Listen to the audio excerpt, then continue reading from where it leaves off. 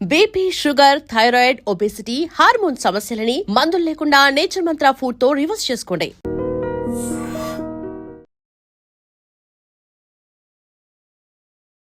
నమస్తే, welcome to I dream. ఈ రోజు ఇంటర్వ్యూ చూసిన వాళ్ళకైతే బిగ్ బ్లాస్ట్. యాక్చువల్లీ సార్ ఆ న్యూస్ చెప్పంగానే అసలు షాకింగ్ లాగా అనిపించింది. సో మాట్లాడే ప్రయత్నం చేద్దాం.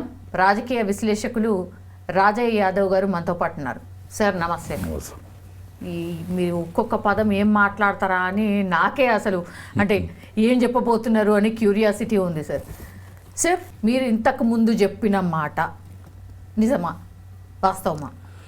ఇప్పుడు మొన్న మున్సిపల్ ఎన్నికలైనాయి. మున్సిపల్ ఎన్నికలలో 48% ఓట్లు బీజేపీను టీఆర్ఎస్ కలిపి వచ్చినాయి.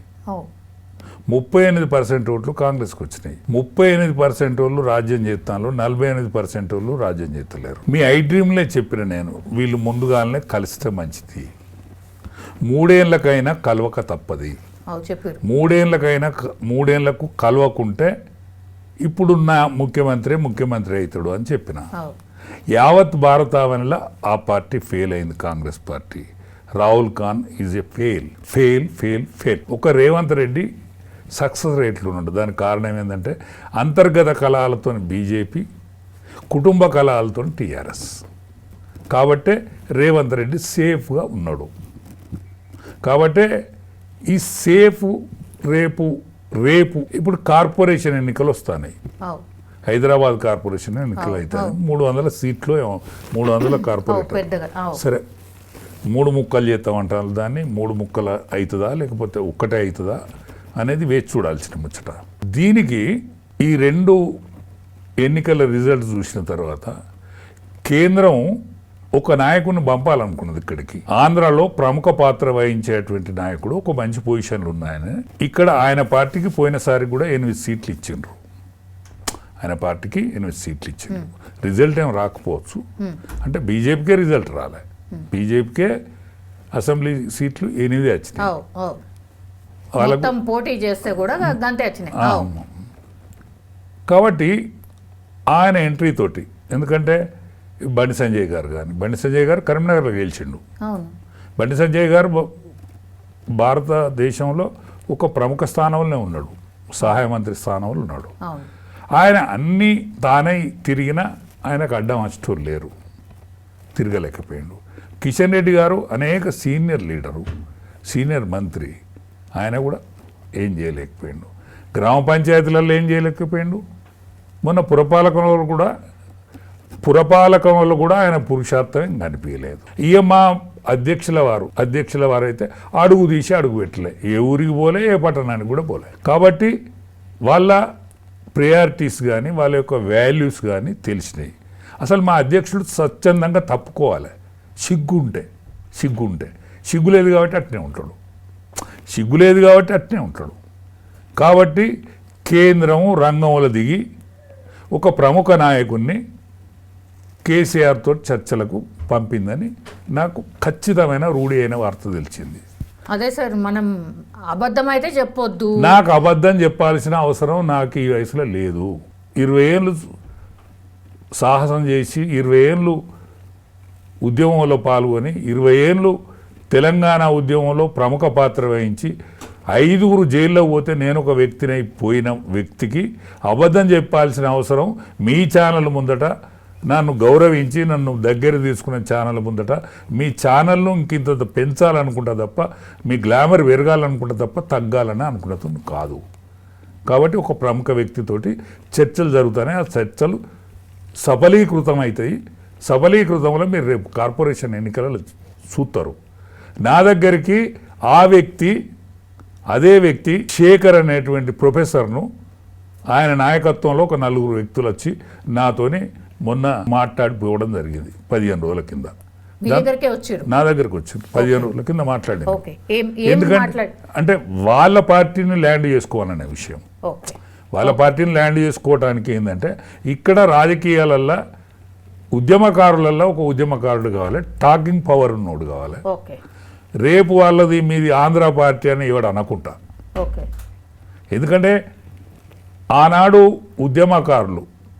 ఉద్యమకారులు ఆంధ్రాను విమర్శించిన నాయకత్వం వాళ్ళే మర్చిపోయిండ్రు, వాళ్ళే టీఆర్ఎస్ని కథం పట్టించి బీఆర్ఎస్ అని పెట్టిండ్రు, వాళ్ళే శాఖలు పెట్టిండ్రు మిగతా.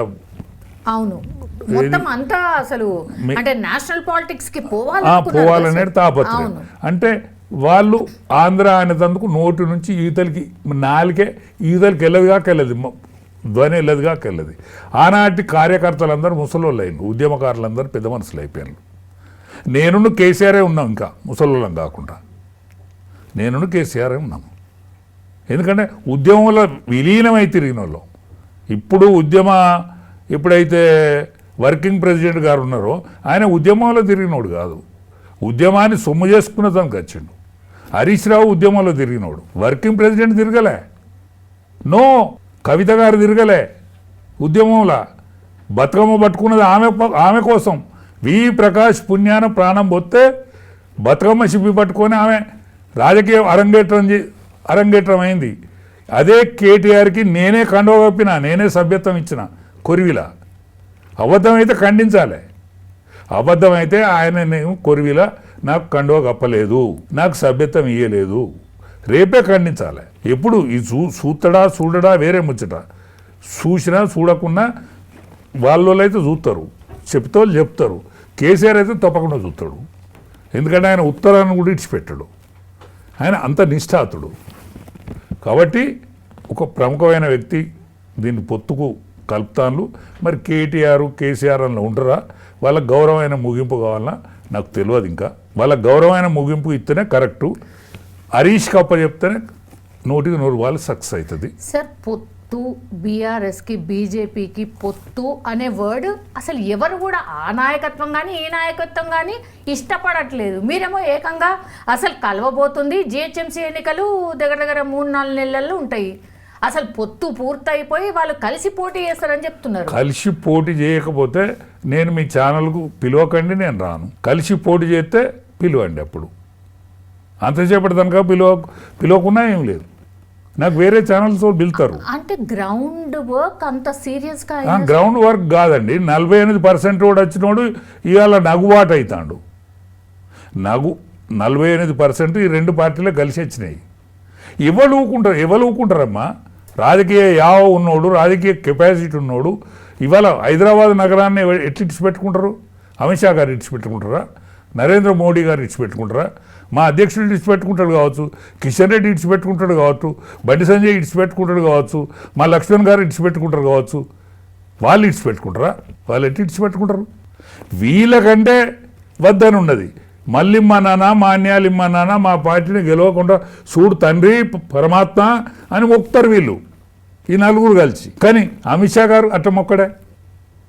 దేశమంతటా గెలిచినా మంచిదే, కానీ తెలంగాణలో గెలవద్దని మా నరేంద్ర మోడీ గారు మొక్కడే.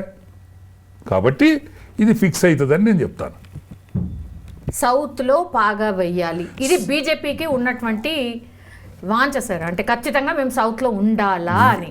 కానీ ఏడ నాయకత్వము ఎక్కడ? ఈ నాయకత్వంతో కాదమ్మా. మరి ఏం చేస్తారు సార్? వింధ్య పర్వతాల యువతల మహారాష్ట్ర బ్రహ్మాండంగా గెలిచి తీరింది. మొన్నటి కార్పొరేషన్ ఎన్నికలలో కూడా గెలిచి తీరింది. కాబట్టి కర్ణాటకను పరిపాలించింది ఇదివరకు, కర్ణాటకను నెక్స్ట్ పరిపాలించబోతోంది. హిమాచల్ ప్రదేశ్ ఖచ్చితంగా కాంగ్రెస్ ఫెయిల్ అవుతుంది, అక్కడ కూడా బీజేపీ వస్తుంది. కాబట్టి మిగిలినది ఒక్క తెలంగాణ. ఈ తెలంగాణ గడ్డను వదులుకోరు. ఈ తెలంగాణకు రేపు మీ కార్పొరేషన్ల ఎన్నికలల్లా నేనన్నది కనుక రాకపోతే, నేనన్న విషయం కనుక కాకపోతే మీరు నా అయ్యేదనుక మీరు ఛానల్ పిలవకండి. బీఆర్ఎస్ అంటే రీజనల్ పార్టీ అనుకుందాం సార్. ఇదైతే బీజేపీ అయితే పెద్ద పార్టీ, నేషనల్ పార్టీగా సార్. వీళ్ళు అసలు మాట ఇంటలేరు అని ఈ మధ్యకాలంలో 2-3 సార్లు వార్తలు వచ్చినాయి. క్లాస్ వీకెండ్, మోడీ కోప్పడ్డాడు అనేది పెద్ద ఎత్తున చర్చ నడిచింది. ఇప్పుడు ఏం చేస్తారు? ఈ నాయకత్వాన్ని తీసుకుపోయి ఏమన్నా మాట్లాడబోతున్నారా? చెప్తారా? సంధాయిస్తారా? ఏం చేస్తారు? ఎందుకు సంధాయించాలి? చెప్తారు, వినాలి. మా పార్టీ అంటే ఏంది చెప్తుంది, వింటారు. సావధాన్ అంటే సావధాన్ ఉంటుంది, దాయేముడు అంటే దాయేముడు అవుతుంది, బాయేముడు అంటే బాయేముడు ఉంటారు. సంఘ సంస్కృతి, వీళ్ళు సంఘంలో పెరిగిన వాళ్ళు, శాఖలో పెరిగిన వాళ్ళు. క్రమశిక్షణకు మారు పేరు బీజేపీ. కాబట్టి ఖచ్చితంగా విని తీరుతారు. ఎవరిని బదిలాడవలసిన అక్కర్లేదు. ఆజ్ఞాపిస్తుంది, ఆజ్ఞను శిరసావిస్తుంది పార్టీ. ఎవరైనా శిరసావిస్తారు. మరి ఇప్పుడు రఘునందనరావు గారు బీఆర్ఎస్కి ఓటేశారు ఎక్సఫిషియో కింద ఇస్నాపూర్లా అనేది పెద్ద చర్చ, అసలు కోప్పడ్డది, నాయకత్వం కోప్పడ్డది అనేది ఈ మధ్య కాలంలో చాలా వైరల్ గా మారింది సార్. అంటే కోప్పడలేదా ఏంది? అదే నాయకత్వం అదే పార్టీతోని చర్చలు జరిపేందుకు ఒక ముఖ్యమైన ప్రముఖ భూమికను పోషించేటువంటి నాయకుడిని రంగంలో దించిందంటే కోప్పడ్డట, రఘునందన్ కోప్పడ్డట. రఘునందన్ చేసిందే మంచుకున్నది, కాంగ్రెస్కు వ్యతిరేకంగా ప్రయత్నం కనీసం చేసిండని అనుకుంటుంది పార్టీ. ఇదా పార్టీ లైన్? అవును, కాంగ్రెస్ను గెలవనీయద్దు పార్టీ లైన్ ఇది. కాంగ్రెస్ను గెలవనీయద్దు అంతే. ఓకే, ఇప్పుడు కాంగ్రెస్ని గెలవనీయద్దు కాబట్టి ఈ రెండు పార్టీలు అండ్ ఇంకో పార్టీ మీరు చెప్పినట్టుగా ఆ మూడు పార్టీలు కలిసి ఇప్పుడు 2-3 నెలల తర్వాత జరిగే ఎన్నికల్లో పోటీ చేయబోతున్నాయి. మీరు అదే చెప్తున్నారు? ఖచ్చితంగా పోటీ చేస్తారు. 3 సంవత్సరాలకు జరిగే ఎన్నికలు కానీ లేకపోతే ఒక్కసారి డబుల్ ఎన్నికలు కూడా వస్తాయి. ఏది పార్లమెంటు అసెంబ్లీ కలిసి కూడా వస్తాయి. ఏమో జమిలీ అంటున్నారు కదా సార్. జమిలీ 27, అది 67, మన ఇప్పుడు 26 కదా ఇది, 27 కానీ 28 లోపల 28 లోపల అయితే ఈ జమిలీ ఎన్నికలలో ఖచ్చితంగా అన్ని పార్టీలు కలిసి పోటీ చేస్తాయి. ఖచ్చితంగా ఇక్కడ ఒక బీసీ ముఖ్యమంత్రి అయి తీరుతాడు. రోజు పొద్దున్న లేచి తిట్టుకున్న నాయకులు ఎట్లా కలుస్తారు సార్? నాయకులు కలితేంది కలవకుంటేందమ్మా, ప్రజలు కలుస్తారు కదా. నాయకులతో నాయకుడు ప్రజలు కలిసినాక ప్రజల ఆలోచన విధానం పట్టుకొని నాయకుడు పోతాడు. నాయకుడు కలితేంది కలవకుంటేంది? కలిసినోడు అయింది, వచ్చినోడు అయింది. వచ్చినోనికే ఓటేస్తారు కదా, నచ్చినోనికే ఓటేస్తారు కదా. నేను రాను, నేను టికెట్ తీసుకోను అని పోతాడా? పోనీ. ఇప్పుడు కాంగ్రెస్కి అర్థమయ్యి దీనికి ఏం కాకుండా చేస్తారా? కాంగ్రెస్కి అర్థమవుతుంది. కాంగ్రెస్ అంతరాలు అయితే ఇప్పుడు అంతర్గత కళలు తోటి లేదు. వీళ్ళందరూ ఒకటై దానిలో అంతర్గత కళలు వాళ్ళ దాంట్లో పుడతాయి. ఏమున్న దాంట్లో మరి రోజు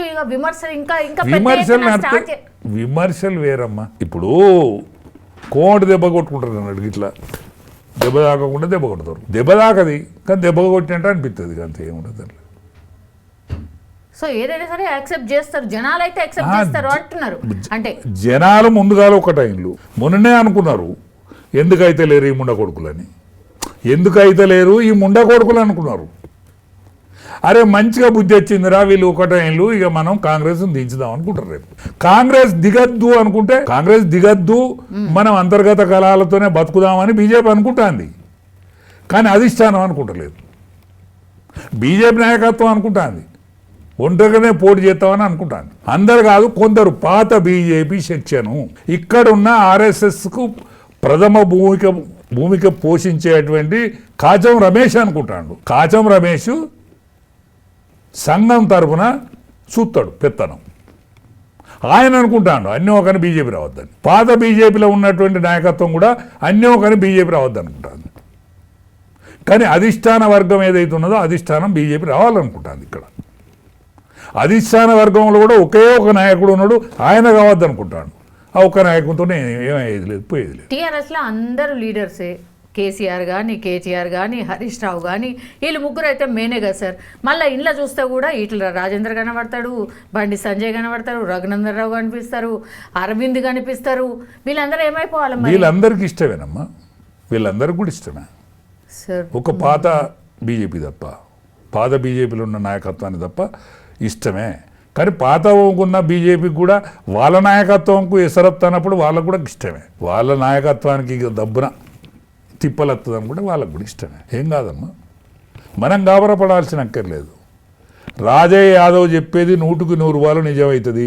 ఇక్కడ శేఖర్ అనే ప్రొఫెసర్ అనేక మందిని జమ చేస్తాడు, ఆఫీసు కూడా తీసుకుంటాను. ఇక్కడ ఆఫీసు కూడా తీసుకుంటాను. ఇక్కడున్న ఆంధ్ర కాపులు కానీ తెలంగాణ కాపులు కానీ ఒక్క తాటి మీదకి వస్తాను. మున్నూరు కాపులు ముదిరాజులు యాదవులు గౌడ్స్ ఒక్కటైతే ఖచ్చితంగా రాజ్యం వచ్చి తీరుతుంది. రాజ్యం రావడానికి ఈ వర్గాలన్నీ ఈ పార్టీలలో ఉన్నాయి. నేను చెప్పబోయే నాయకుడు ఎవడైతున్నాడో ఇదే గ్లామరస్ పర్సనాలిటీ, అందరిని కూడా ఒక్క తాటి మీద తీసుకొచ్చేటువంటి పర్సనాలిటీ, కేంద్రంకు నమ్మకస్తుడు కాబట్టి ఖచ్చితంగా అయి తీరుతుంది. ఇక బీఆర్ఎస్ జెండా ఉండదు అంతేనా? బీఆర్ఎస్ జెండా ఉంటుందా, జెండాలు ఎవరి జెండాలు వాళ్ళకు ఉంటాయా, ఒకే జెండా కింద పనిచేస్తారా అనేది అది వేరే ముచ్చట. ఇప్పుడు తెలంగాణ, ఇప్పుడు ఆంధ్రాలో ఉన్నది, ఆంధ్రాలో బీజేపీ, టీఆర్ఎస్, మన తెలుగుదేశం, జనసేన పార్టీ కూటమిలాగా ఉంటుంది. ఇక్కడ కూడా కూటమి ఉంటుంది. సో మరి కవిత గారు చెప్పినట్టు బీజేపీ బీఆర్ఎస్ ఒక్కటే తనైతే విలీనం చేయబోతున్నారని మాట్లాడిండ్రు. మరి విలీనమే ఉంటుందా లేకపోతే మీరన్నట్టు కూటమే ఉంటుందా? ఏదైనా కావచ్చు, కానీ కూటమి ఉంటేనే లాభం, కూటమి ఉంటేనే లాభం. మరి కవిత గారు కూడా పార్టీ పెట్టబోతున్నారు. పెట్టని అండి, పార్టీ పెడితే మంచిదే. ఆమె అస్తిత్వం కోసం ఆమె పార్టీ పెట్టాల్సిందే. ఆమెకు అస్తిత్వం కావాలి. ఆమె జిద్దుతోటి ఉన్నది. ఆమె కేసీఆర్ కూతురు, మొండి ఘటం, అందులో అనుమానం లేదు. కేసీఆర్ కూతురు కాబట్టే ప్రజాబాహుల్యంలో కానీ లేకపోతే మీ మీడియాలో కానీ ఆమెకు ఆ మాత్రం విలువ వస్తుంది. కేసీఆర్ కూతురు కాకపోతే నో. నేను కేసీఆర్తోని 20 ఏళ్ళ సాహసం చేసిన కాబట్టి మీరు సోషల్ మీడియాలో నా ఇంటర్వ్యూ తీసుకుంటాను, లేకపోతే తీసుకోరు నన్ను. అనేక మంది ఉన్నారు కదా, అనేక మందికి నాకు తేడా ఏమున్నది, నేను ఒట్టిపోసి కానీ ఒక అంగీ ఉన్న దోతి తప్ప నా దగ్గర ఏం లేదు. అయినా కూడా నాయి కూడా వీడియోలు వైరల్ వీడియోలు అవుతాయి. పెళ్ళికి పోయినా పేరంటానికి పోయినా నాది కూడా సెల్ఫీలు దిగుతాను. దానికి కారణం నేను కేసీఆర్తో దగ్గర 20 ఏళ్ళు జర్నీ చేసిన కాబట్టి. కేసీఆర్ కూతురుగా ఒక పార్లమెంట్ మెంబర్ అయింది, ఓడిపోయిన అసెంబ్లీ మెంబర్, ఓడిపోయినా కూడా శాసన మండలి మెంబర్ అయింది. కాబట్టి ఆమెకు ఆ మాత్రం ఉండకపోతే ఉంటే తప్పేం లేదు, ఉండకపోతేనే తప్పు. సరే, ఆమె కాంగ్రెస్ పార్టీ ఆమెను ఇప్పుడు తీర్చుకుంటుందా, ఇంకా టీఆర్ఎస్ ఇంకా అంతర్గత కళాలతో ఉండాలనేటువంటిది రేవంత్ రెడ్డి కోరుకుంటాడా? ఆమెకు ఎప్పుడో ఒక గౌరవప్రదమైన ముగింపు అయితే వస్తుంది. సార్ పార్టీ పెట్టుడే లేదు, అప్పుడే ముగింపు అంటారేంటి సార్? కాదమ్మా, పార్టీ పెడుతుంది. ఓకే, పార్టీ పెట్టిన తర్వాత ఒక ముగింపు ఉంటుంది కదా దేనికైనా. రిజల్టా రాదు. సిద్దిపేటను ఒక కార్పొరేటర్ను బతిలాడి లేకపోతే 4 పైసలు ఇచ్చో రాజీనామా చేయించి నిలబడవను. మొత్తం యావత్ మెదక్ జిల్లాలో ఒక సర్పంచ్కి నిలబడవను, గెలువను. ఇదే రాజే యాదవ్ ఛాలెంజ్ చేస్తాడు, హరీష్ రావు ఛాలెంజ్ చేస్తలేడు. ప్రజాదరణ లేదు. కుటుంబ కలహాల మీద ఆమెకు వచ్చే ఇమేజ్ తప్ప వేరేం లేదు. అంటే ఓట్ల రూపంలో రావు. మున్సిపాలిటీ గెలిచింది కదా ఆమె, సుభాష్ చంద్రబోస్ పార్టీ ఏదో ఉన్నది, అవును, ఆ పార్టీకి 4 పైసలు ఇచ్చింది, 4 పైసలు ఖర్చు పెట్టింది. వాళ్ళు గెలిచిన మాట వాస్తవం. కానీ ఆమె ఎవరు మాకు తెలియదు, మేము కాంగ్రెస్ అన్నారు. వాళ్ళే ఈ కండువలు కప్పుకున్నారు, కాంగ్రెస్ అన్నారు. ఈవెన్ ఫోటో చూసిన, నేను వాళ్ళు పక్క పండి చూసిన ఫోటో చూసిన, వాళ్ళే స్టేట్మెంట్ ఇచ్చిన మేము కాంగ్రెస్ అన్నారు. దాని పాపం ఆమె ఏం చేస్తుంది? వాళ్ళు ఆమె దగ్గర నుంచి పోయినప్పుడు ఏం చేస్తుంది? అనేక పార్టీలలో గెలిచిన వాళ్ళు కూడా గట్టినే పేలు కదా. వాళ్ళు ఏం చేయనప్పుడు ఈమె మాత్రం ఏం చేస్తుంది? ఆమెదేం తప్పలేదు. వాళ్ళాడ నిలబడ్డరు, రిపబ్లికన్ పార్టీ పేరు నిలబడ్డరు, గెలిచిండ్రు. వాళ్ళు అట్లనే నిలబడితే మంచిగా ఉండు, ఈమె కూడా ఒక గౌరవం దక్కేది. ఆమె కూడా రిపబ్లికన్ పార్టీ అని పెట్టుకున్నో ఏమో. ఆమె ఇప్పుడు మేలను ఎప్పుడో పార్టీ పెట్టబోతోంది అని అనౌన్స్ చేసింది సార్. నేను కొత్త లీడర్లనే పెట్టుకుంటా, నాకు చాలా మంది ఫోన్లు చేస్తున్నారు, వస్తామని చెప్తున్నారు, అయినా సరే నేను ఇప్పుడే ఏమీ చెప్పదలుచుకోలేదు పిలవదలుచుకోలేదు అన్న మాట చెప్తున్నారు సార్. సరే అమ్మా, కొత్త లీడర్లను పెట్టుకొని కొత్తగానే పోటీ చేయను, దాంట్లో ఏమున్నది? నేను 2 ఛాలెంజ్ చేసి చెప్పినమ్మా ఆయనకు, కార్పొరేటర్ అన్నా ఏదన్నా సర్పంచ్ అన్నా. లేదు, పార్టీ పరువు ఎందుకు పోవాలనుకుంటే పార్టీ పెట్టుకొని ల్యాండ్ చేసి మళ్ళీ 3 సంవత్సరాలకు అసెంబ్లీ మెంబర్లు. ఇప్పుడు కార్పొరేషన్ ఎన్నికలున్నాయి కదా, కార్పొరేషన్ ఒంటరిగా పోటీ చేస్తుందా లేకపోతే కాంగ్రెస్తో పొత్తు పెట్టుకుంటుందా? కార్పొరేషన్ ఎన్నికలు లేకపోతే ఇప్పుడు నేను కార్పొరేషన్ ఎన్నికలు కాదు, విస్తృతపరిచినాక, పార్టీని విస్తృతపరిచినాక అసెంబ్లీ ఎన్నికలన్నా పాల్గొంటా అంటే పాల్గొనని. తన లైన్ బీసీ లైన్ సార్. బీసీల కోసం మీ బీసీల కోసమే పోరాటం చేస్తా అంటున్నారు. ఆమె ఎందుకు పోరాటం చేయాలి? మాకు పోరాడే శక్తి లేదా? మాకు పోరాడే శక్తి లేదా? మేము ఆమె వచ్చి మాకు పోరాటం చేసి మాకు బొట్టు పెట్టాలా? నువ్వు పార్లమెంట్ మెంబర్ ఉన్నప్పుడు నువ్వు ఎందుకు చేయలేదు? బీసీలకు అన్యాయం జరుగుతుంది, ఉద్యమకారులకు అన్యాయం జరుగుతుందని నిన్ను ఇంట్లో నుంచి ఎల్లగొట్టినాక నువ్వు అంటానో తప్ప ఆనాడు ఎందుకు మా గురించి మాట్లాడలేదు? ఇదే రాజయ్య యాదవ్కు రాజ్యసభ పంపుతానని పంపనప్పుడు నువ్వు ఎందుకు మాట్లాడలేదు? అదే ఈటెల రాజేందర్ను ఎల్లగొట్టిండని ఇప్పుడు అంటాను, అప్పుడు ఎందుకు అనలేదు? తుమ్మల నాగేశ్వరరావును ఎల్లగొట్టిండని ఇప్పుడు అంటాను, అప్పుడు ఎందుకు అనలేదు? విజయరామరావును ఎల్లగొట్టిండని ఇప్పుడు అంటాను, అప్పుడు ఎందుకు అనలేదు? అందుకనే నువ్వు అప్పుడు అమ్మనం దానివి ఇప్పుడు అంటే ఎవరిని నమ్ముతారమ్మా? దాంతో ఎడ్డోళ్ళు రా, జనం ఎడ్డోళ్ళ.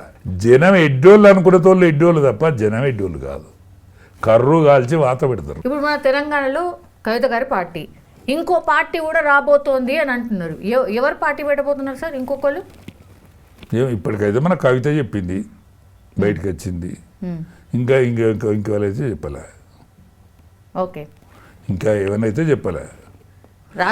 రాజగోపాల్ రెడ్డి ఏమైనా పార్టీ పెట్టే అవకాశం ఉందా సార్? పెట్టినా పెడతాడు.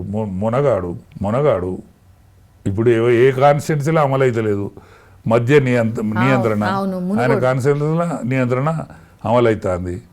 అట్లనే అసలు ఆయనను చూసి వీళ్ళంతా ఈ ప్రభుత్వం అంతా అదే నియంత్రణ చేస్తే సారా మందు అమ్ముకొని వస్తారా? మందుకు బానిసలను చేసి జనాన్ని చంపితే ఏమవుతుంది? ఒక ఊళ్ళో మొత్తం మొగోళ్ళు లేరట. ఒక ఊరు కూరే మొగోళ్ళు లేరు. ఇట్లనే మద్యం దాగి చంపితే ఏమవుతుంది? ఇప్పుడు పాన్ షాప్ కాడ మద్యం దొరుకుతుంది, కిరాణా దుకాణంలో మద్యం దొరుకుతుంది, ఎక్కడ పడితే అక్కడ మద్యం దొరుకుతుంది. ఇట చేయొచ్చునా తెలంగాణ ప్రజానికాన్ని? దేశం ఆదర్శంగా తీసుకుంటే తప్పులేదు. రాజగోపాల్ రెడ్డి ఆయన కాన్స్టిట్యున్సీలో పెట్టిండు, కానీ దేశమే ఆదర్శంగా తీసుకోవాలి. నార్త్ ఇండియాలో మన దగ్గర సౌత్ ఇండియాలో డ్రింక్ చేసినంతగా నార్త్ ఇండియాలో డ్రింక్ చేయరు. అది మద్యం షాపు ఊరవతలు ఉంటుంది, మాంసం దుకాణం కూడా ఊరవతలు ఉంటుంది. అట్లనే ఇదో కిల్లి కొట్లలో మద్యం దొరుకుతుంది. అందుకనే సాయంకాలం 4 గంటల నుంచి 9 గంటలు బంద్ చేస్తామని సిస్టమ్ పెట్టాలి. అట్లయితే రేవంత్ రెడ్డికి మంచి పేరు వస్తుందని. రేవంత్ రెడ్డికి ఒక మంచి పేరు కూడా తెచ్చుకోవాలి కదా. ఏ ముఖ్యమంత్రి అయినా వైఎస్ రాజశేఖర రెడ్డి కాలంలో ఒక మంచి పేరు తెచ్చుకో. కేసీఆర్ అప్పుడప్పుడు కరెంట్ వచ్చేదాన్ని ఎప్పటికి కరెంట్ వచ్చేటట్టు చేసిండు. మంచినీళ్లకు ఊరూరికి ఆయన సిద్దిపేటకు నల్లా నీళ్లు ఇంటింటికి ఇచ్చి అదే నల్లా నీళ్లను ఇంటింటికి ఇప్పించిండు, ఒక గొప్ప పేరు.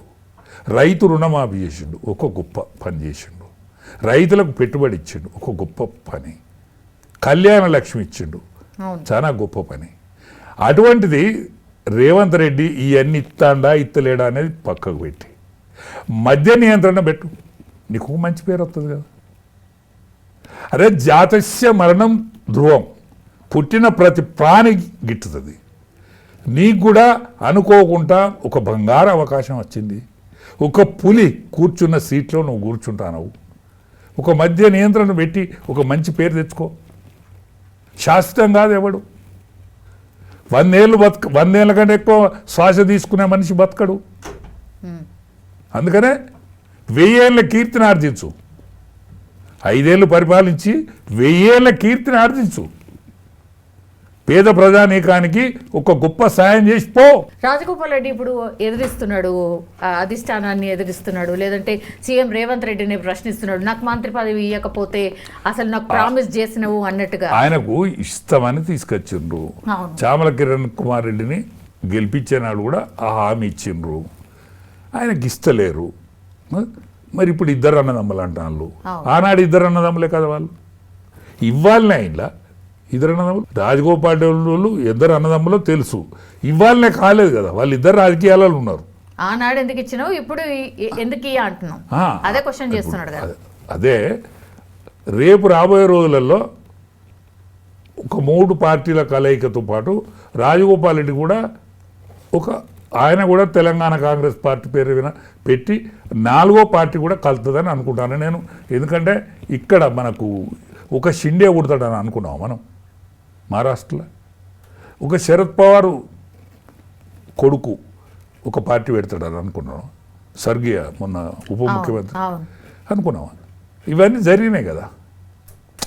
ఇప్పుడు శివసేన చీలిపోయింది, వీళ్ళ కాంగ్రెస్ పార్టీ చీలిపోయింది, శరద్ పవార్ కాంగ్రెస్ పార్టీ చీలిపోయింది. ఇవాళ బీజేపీ అధికారంలోకి వచ్చింది. అట్లనే ఇక్కడ కూడా అవుతుంది. ఎందుకు కావద్దు? ఒక స్ట్రేట్ ఫార్వర్డ్ మనిషి ఆయనే, అరమరికలు లేనోడు, పేద ప్రజానీకం అంటే ఇష్టపడతాడు. ఇప్పుడు మా కవితమ్మ కదా బీసీల మీద ఎట్లయితే ఇష్టమో, కవితకు బీసీలు అంటే బాగా ప్రేమ కదా. అదనాగాన్ల మీద ప్రేమ, అదనాగాన్లం మేము అన్నాడు.